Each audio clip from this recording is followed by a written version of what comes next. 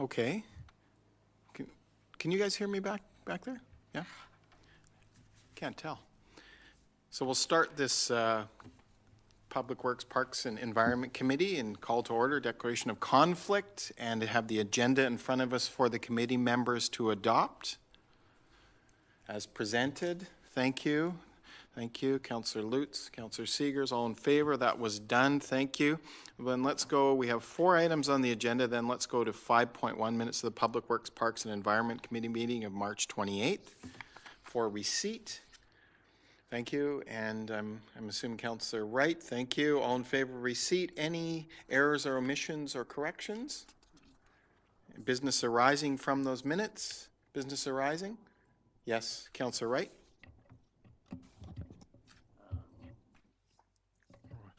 Yeah, sorry. There we go. Oh, it's different now. Water Resource Center. Yes. We asked for a report. Do we have a timeline on that report? Outlining the budget for operating costs compared to the current operating costs? I believe Finance was working on that report. I haven't seen an update on it, and I haven't seen a draft Oh, okay. yet. So. All right. Thank you. Yeah, I guess that would be a good question for finances. I thought he was Mr. Stewart was coming down here. He's got a nameplate is up, but I guess they all go up. I thought he was coming down. Councillor Seegers. Thank you. Page 3. There's a letter that we received from the Strata with regards to the Apollo Road bollards, and it indicated that the district should acknowledge receipt of the letter and confirm acceptance of the Strata liability. I'm just wondering if the letter's been sent. That's correct. Yes, the letter's been sent outlining all the conditions and liability, indeed. So the Strata is fully informed of what they're accepting when they accept the liability. That's correct. Based on the information we provided to them. Yes. Okay, great. Thanks. Any other business arising from those minutes from the committee members? Okay, seeing none, then let's move on to 7.1. Engineering and Operation Services Overview and Activity Report. Thank you. Thanks. All in favor of receipt. Any questions based on the information presented therein?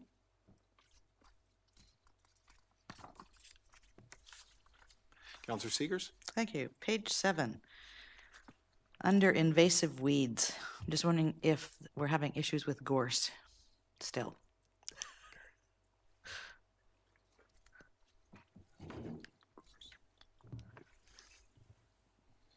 Yes, but only in one location. Still, the neighbor to the Snicket Park has quite a bit of gorse on their property, and they're aware of it. And if that development starts, they're going to treat it in a responsible manner. We do have a little bit of carryover in Snicket Park, and that's going to be dealt with like it is every year by the Parks Department around this time of year. Okay, thank you. I know of no other gorse infestation in Seashell. Right, I just knew that that development is looking to move forward, and I wanted to make sure that they were aware, so you've addressed that. Thanks. Thanks. Any other questions on the information presented therein? You have another one? Yeah. Okay, that's fine. Continue. Yeah, page 9, under engineering, stage 2 liquid waste management plan update. So we had 2 proposals received. One was over budget, and the other one did not conform. So I'm wondering what we're doing now.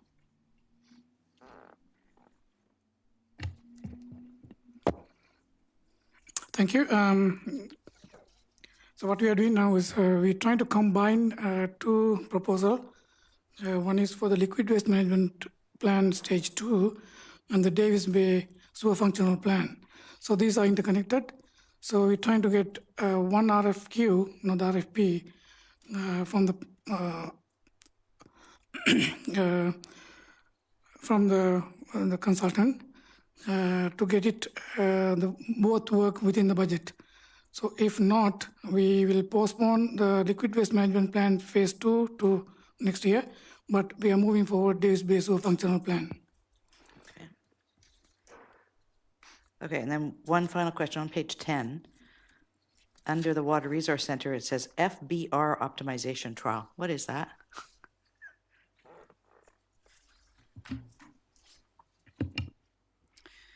We're looking to lower our turbidity and make sure that the bugs are healthy, the microbes are not too young or too old. And we're optimizing chemical usage in the FBRs, which are in the greenhouse. So what are FBRs? Oh, they're the fed batch reactors. They're the tanks in the greenhouse. Okay, cool. Thank you. So I guess we just need to, when we do these reports, just try to explain the words and or less acronyms and lingo for those of us who are not as expert in sewage treatment. Is that all your questions? Any other questions from committee members? Okay, so obviously there's, if we look at page 8, just a question from me, and in reference to some of the issues we've been dealing with, and this is baseball. I'm hoping that what we've been able to do up at Kinnickinnick is clear some of the sides to some of the fields, because it might be a solution to what you're going to hear continuous complaints from.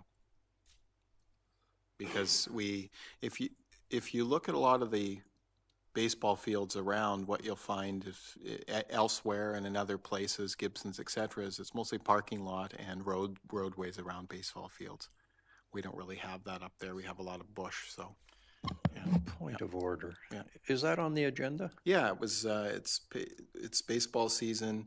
Prep all diamonds for baseball season, on page 8. Yeah. So just asking about it. If that's prep, has it been all prepped, all our fields? Because all the other fields have clearways around the fields. That's what's called prepping fields. Yes. I know that from all my years in parks. Mm-hmm. So we did run the flail machine around the perimeter of the park, so clearing any of the brush, and we'll continue to do that a couple more times this summer. And also working on all the fence lines and such. The forest itself is the forest, and it's fairly open around most of the field. But I think a lot of people could look at the forest surrounding baseball diamond as a big plus rather than having parking lots. Mm-hmm. So it's aesthetically wise, it's quite beautiful, and it adds to its isolation. Yeah. It does. The trees do. They provide shading and things like that, and cooling to the fields and the field areas, and it is much more picturesque. Mm-hmm. Yeah, it's I just think that's what I was getting at. The floor, the forest floor, right, has those other challenges. Mm-hmm. So you've flailed it then, or something like that. Yeah, and we'll keep doing that. So that'll help with finding the balls if there are lost balls. Okay, cool. So you're aware of those issues. Thanks, Perry. Mm-hmm. Okay. Any other issues in here? Okay, then let's move into 7.2. Engineering and Operations Service Overview and Activity Report. Receipt, thanks. Second, all in favor of receipt? Okay, great. Any questions on that information in therein? Councillor Seegers? And Councillor Wright, you had your hand up for the next bit? After that, okay. Page 13, under Chapman Trails, in the capital project, it indicates section 56, but in comments, it says section 57, and I know that they're different. So which are we actually going for? That was probably my error, and it's definitely a section 56. 56 gives us a right to sign the pathways, do some maintenance to them, and basically they become sanctioned trails. So it's a higher level of approvals from the Trails and Rec BC. Than a 57? Than a 57, Okay. yes. Okay, cool. It still doesn't prevent the Crown Corporation on allowing other activities in that sector, but they would have to respect the trails and return them to their original condition if there was other work carried out around the trails. Okay, thank you.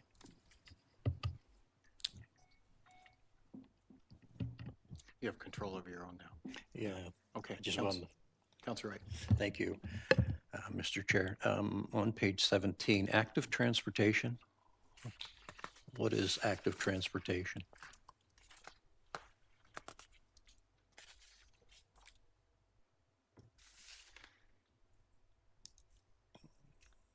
Top box, third one down on page 17.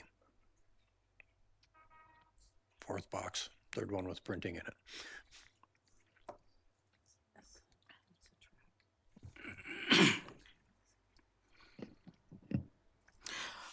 This one is the track. This is one of the communities that doing the active transportation. So we are the partners, and SCRD also partners. Okay. So that is negotiations and communications going on. That's that. Okay. Thank you. And also on page 17, can I have the status of the chemical storage area and the shelter for septage receiving?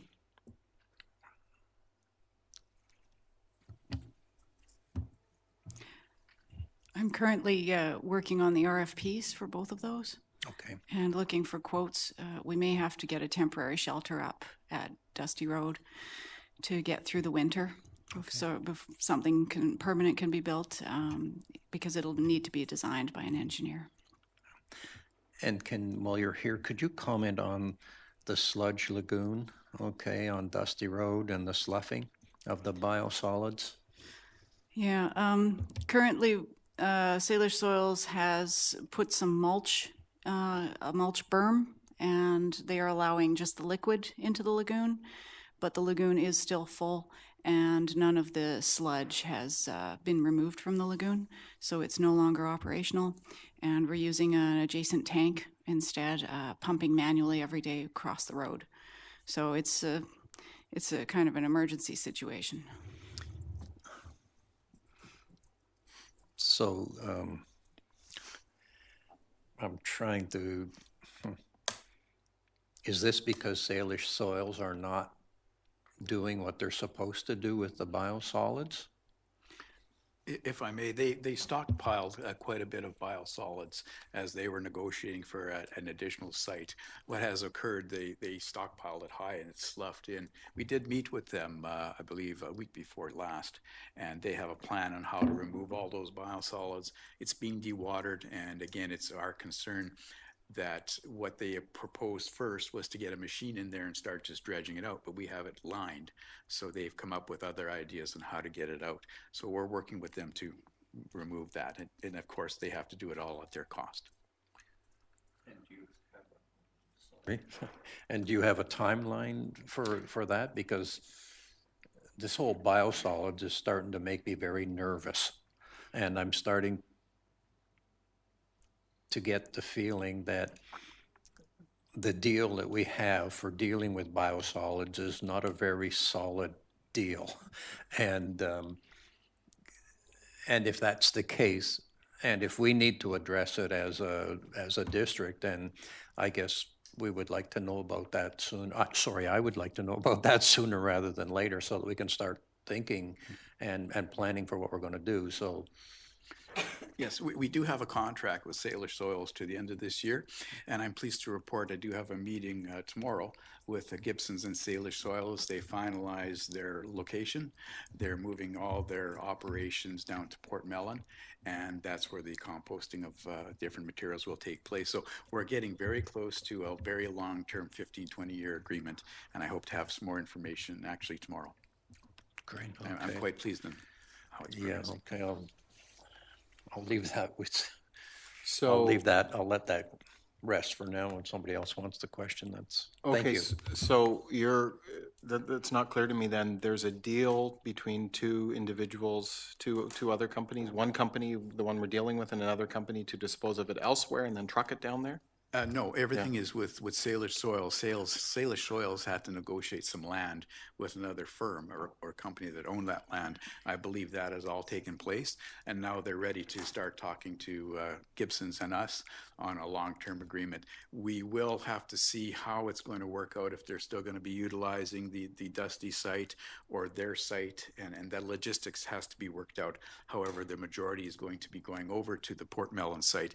That might increase our cost for delivery. We're not sure at this point, but those will be discussions that we'll be having. Yeah, sure. So we just have to hope that the site that they negotiate not being their own in near Port Mellon, as you have explained, is a long-term lease on that site. Yeah, I'm not sure if it's leased or they purchased it, but Okay. it's quite large. I believe it's over 35 acres. Yeah. And it has a lot of area. They're putting a lot of funds into, getting that site ready Okay. for composting. For whatever the long-term plans of that compost is then. Yeah, we're looking at 15 to 20-year agreements. Okay. Yeah, it's not something short. And that's what they're looking at, is some assurance of those type of timelines. I guess I'll have to ask them what their plan is for it in the end then. Yeah. But we'll have some more information tomorrow Yeah. after I have the meeting with them. Yeah, okay. Any other questions on that information then that was just presented? Because biosolids is an important issue, and/or any other items on the agenda presented. Councillor Seegers? Thank you. I had some of the similar ones highlighted on mine too, so I'm glad you addressed those. The last one on that same page, page 17, was troubleshooting membrane filter issues. Do we still have, I mean, along with this, do we still have support from Veolia or Maple Rinders or anybody else around some of this technology that we're using? The warranties are up, but we do have support from Veolia. We have paid for support for another year. They have not done any troubleshooting as of yet. There are some issues with the FBRs and the UFs, or the filters. We have found some tears in the filters, so we've removed 2 from service, and we will be purchasing 12 to replace them. Then we will need to purchase a piece of equipment where we can repair the filters. So what kinds of things would we actually call Veolia for? Given, I mean, we have support. Programming issues, they basically they have a specific program, and they are the only ones who can work on the program and access that program. So we will need to be in partnership with them for the length of the plant. Okay. Now, this is one that's not on here, so I'll beg your indulgence.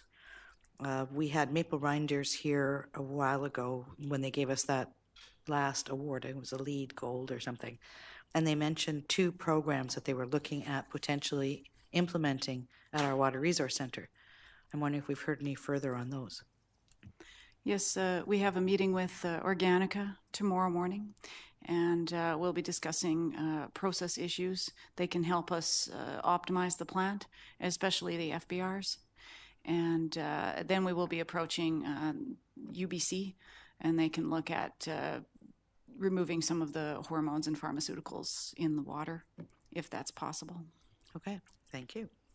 The membrane issue that you mentioned earlier in answer to Councillor Seeger's previous question, some changes to the membrane issue, is that a cost that was predicted, and is that information going to be present in the financial analysis that's going to be coming forward? Considering we're not sure if it's done, that might be an additional piece that would then go into that. Yes, it was recommended by Urban Systems to purchase more filters. They didn't say how many. We have room for 30, and we're going to purchase 12 because we have the funds for that. And the fittings as well, it all costs. They're coming from the Netherlands, so the shipping costs as well are all factored in. All was already considered in the previous budgetary discussions of the facility. Yes.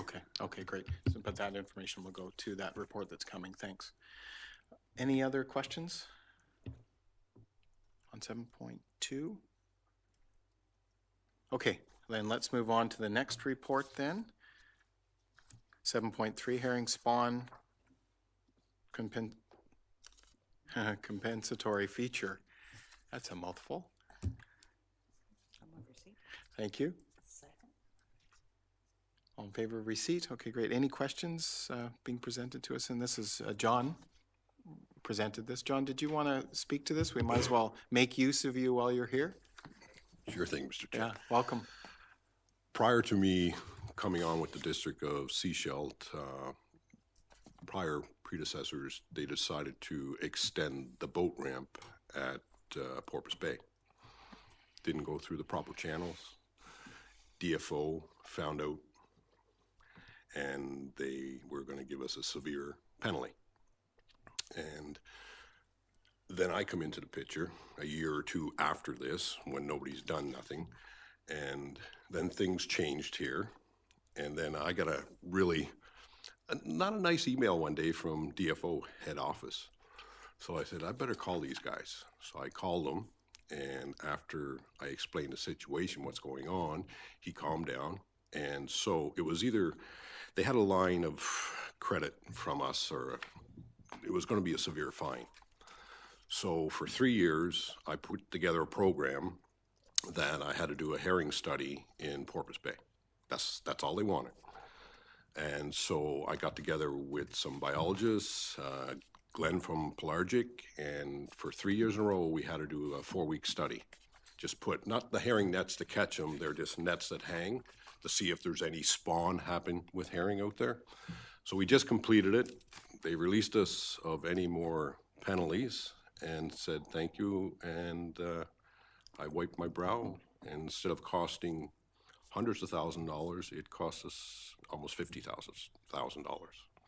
So the project is done, DFO is happy, and we're back in the good books.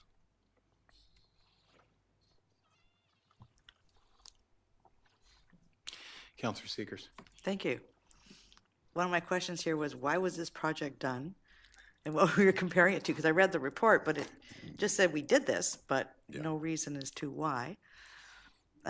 One error I noticed on page 19, which kind of got me looking at it, says from March 5th to 7th, the time of the study, no herring activity. I was wondering why we did it for 2 days. But it says March 5th to 7th? yeah, so but it was, if I go into the report, it's March 5th to May 7th. Right, there's that one line, right under pelagic. Okay. Yeah. Because I didn't think we could do a study in 2 days. I think that those were all my questions. So thank you for the So report. that's why we had to do it. Okay. Okay. Thanks. Any other questions of John? He's close by. We can move him back. I think I have a few hours to have a discussion on these types of things next week, to talk about shore ecosystem recovery and some of these issues with herring and eelgrass. So yeah. Mm-hmm.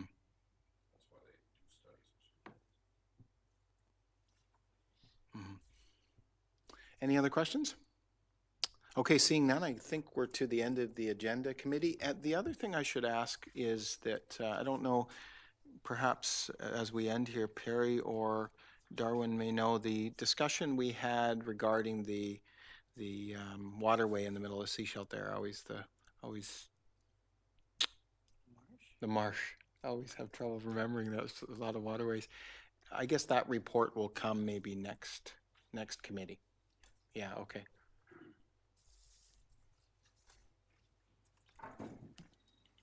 Following our last meeting, I've had another on-site meeting to better understand the complexities of the requests, and that's delayed the report a little bit, but we wanted to make sure that we had some fairly decent cost estimates associated with it. Okay. So that you just wanted to get more firsthand sort of information and accounts. So you met with the individuals there at the... Yeah, I met with one of the individuals from the Natural History Society, and we went and looked at all the areas of concern and tried to place them in an order of importance. Okay. Yeah, I guess I'm interested in it because the discussion that we had with that group. So I guess the report will come. Probably I get to see it as chair before it comes to the committee soon after. But yeah, I wasn't sure which committee was going to bring it forward to, whether it be finance or this. I think it'll come here first in terms of the ecological pieces to it, and then the financial pieces will go to finance soon after. Well, it'll definitely be on next month's agenda. Okay, cool. Thanks, Perry, for going back there and looking. It's really important flood control zone for downtown Sechelt. I agree. Okay, so that's that issue, and that'll be coming, and I'm sure the committee will be very interested in an area of Seashelt that has some historical significance. Any other issues on the agenda then, committee? Okay, I'll call for a motion to adjourn. Thank you, Councillor Seegers. Councillor, did you put up your hand? Okay, that was quick. Okay, seconded by Councillor Lutz. All in favor of adjournment? Thank you. Okay.